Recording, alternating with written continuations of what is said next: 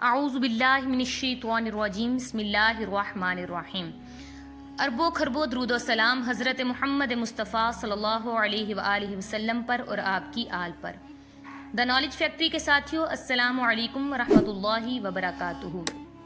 18 ذی الحج فتنوں کا دن، آج ہم اس پہ بات کریں گے، لیکن ویڈیو شروع ہونے سے پہلے آپ نئے آنے والے معزز ساتھیوں سے گزارش ہے کہ ہمارا چینل سبسکرائب کریں اور ساتھ ہی بیل آئیکن کو پریس کریں تاکہ ہماری ہر آنے والی نئی علمی اور دلچسپ ویڈیو آپ تک بآسانی پہنچ سکے۔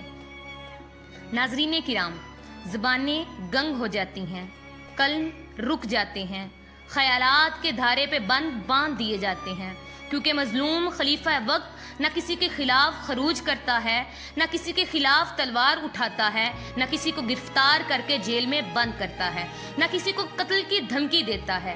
کیسا رحم دل خلیفہ ہے کہ جس کو پیشکش ہوتی ہے، جناب حکم کیجئے، ہم باغیوں کے اس جتھے کو بزور قوت منتشر کیے دیتے ہیں۔ جواب دیتا ہے، نہیں، میں صرف اپنی جان بچانے کے لیے مدینہ الرسول کو خون سے رنگین نہیں کر سکتا۔ 40 دن گھیراؤ کر کے اس کو گھر میں نظر بند کیا جاتا ہے، پانی بند کر دیا جاتا ہے۔ جس مسجد کو اپنے گھر سے نقد رقم دے کر اس نے وسیع کیا، اس مسجد میں اس کا داخلہ ممنوع کر دیا جاتا ہے۔ جس کنویں کو یہودی سے 20,000 درہم میں اس شخصیت نے خرید کر وقف کیا، جس کا پانی پورا مدینہ پیتا ہے، اس کنویں کا پانی اسی پر ممنوع ہو جاتا ہے۔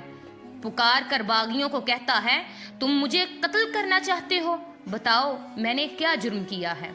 کسی مسلمان کو تو صرف 3 وجوہات کی بنا پر قتل کیا جا سکتا ہے، میں نے ان میں سے کون سا جرم کیا ہے؟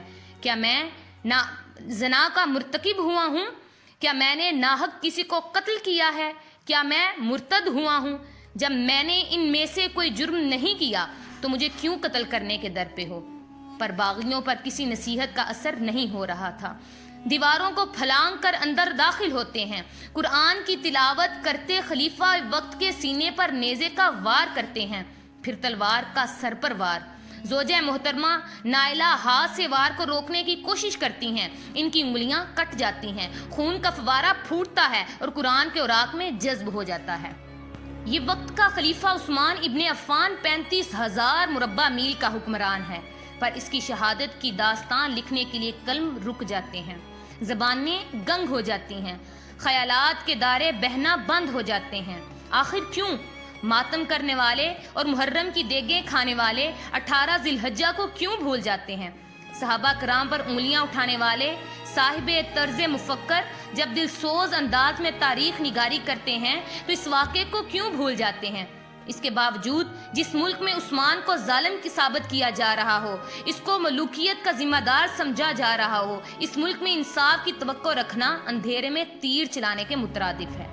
میں تاریخ سے لڑنا نہیں چاہتی، اگر تاریخ کہے حضرت حسین رضی اللہ تعالی عنہ کا پانی 10 دن بند رہا تب بھی حق ہے، اگر تاریخ کہے حضرت حسین کا پانی 7 دن بند رہا تب بھی ٹھیک ہے۔ میرا نظریہ ہے کہ حضرت حسین رضی اللہ تعالی عنہ کا پانی بند نہ بھی کیا گیا ہو تب بھی نواسہ رسول صلی اللہ علیہ وآلہ وسلم مظلوم ہے۔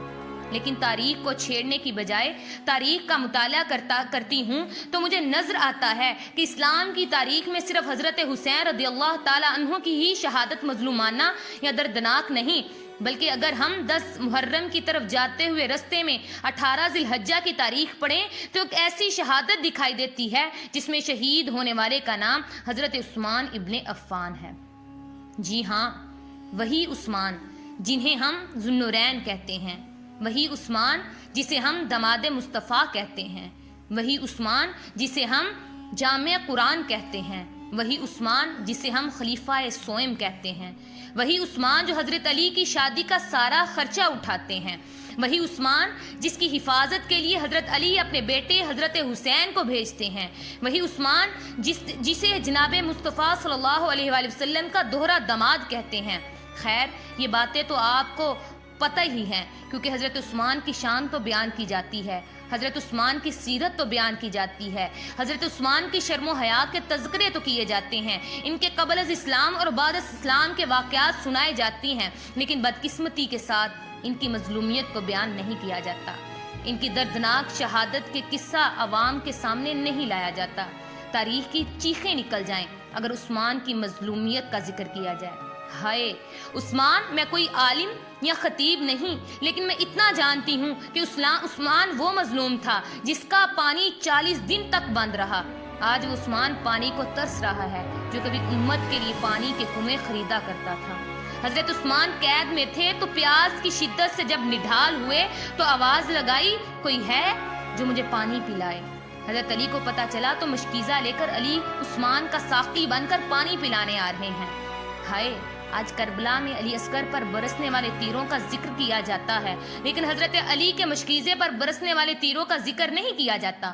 باغیوں نے حضرت علی کے مشکیزہ پر تیر برسانے شروع کیے تو علی نے اپنا امامہ ہوا میں اچھالا تاکہ عثمان کی نظر پڑے، اور کل قیامت کے روز حضرت عثمان اللہ کو شکایت نہ لگائیں کہ اللہ میرے ہونٹ جب پیاسے تھے تو تیری مخلوق سے مجھے کوئی پانی پلانے نہ آیا۔ کربلا میں حسین کا ساقی اگر عباس تھا تو مدینے میں عثمان کا ساقی علی تھے۔ اسی عثمان کو 40 دن ہو گئے ایک گھر میں بند کیے ہوئے جو عثمان مسجد نبی کے لیے جگہ خریدا کرتا تھا۔ آج وہ عثمان کسی سے ملاقات نہیں کر سکتا جس کی محفل میں بیٹھنے کے لیے صحابہ جوق در جوق آیا کرتے تھے۔ 40 دن گزر گئے، اس عثمان کو کھانا نہیں ملا جو اناج سے بھرے اونٹ نبی صلی اللہ علیہ وآلہ وسلم کی خدمت میں پیش کرتے تھے۔ آج عثمان کی داڑھی کھینچی جا رہی ہے۔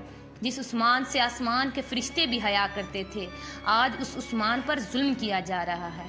جو کبھی غزوہ احد میں حضور اکرم صلی اللہ علیہ وآلہ وسلم کا محافظ تھا، آج اس عثمان کا ہاتھ کاٹ دیا گیا جس ہاتھ سے آپ کی بیعت کی گئی تھی۔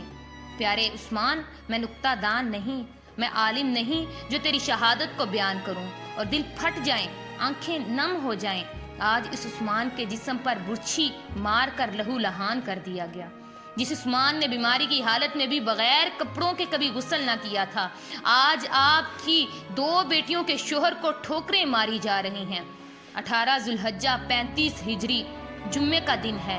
حضرت عثمان روزہ کی حالت میں ہیں، باغی دیوار پھلانگ کر آتے ہیں اور حضرت عثمان کی داڑھی کھینچتے ہیں، برا بھلا کہتے ہیں۔ ایک باغی پیٹھ پر برچھی مارتا ہے، ایک باغی لوہے کا آہنی ہتھیار سر پر مارتا ہے، ایک تلوار نکالتا ہے، حضرت عثمان کا ہاتھ کاٹ دیتا ہے، وہی ہاتھ جس ہاتھ سے آپ صلی اللہ علیہ وآلہ وسلم کی بیعت کی تھی۔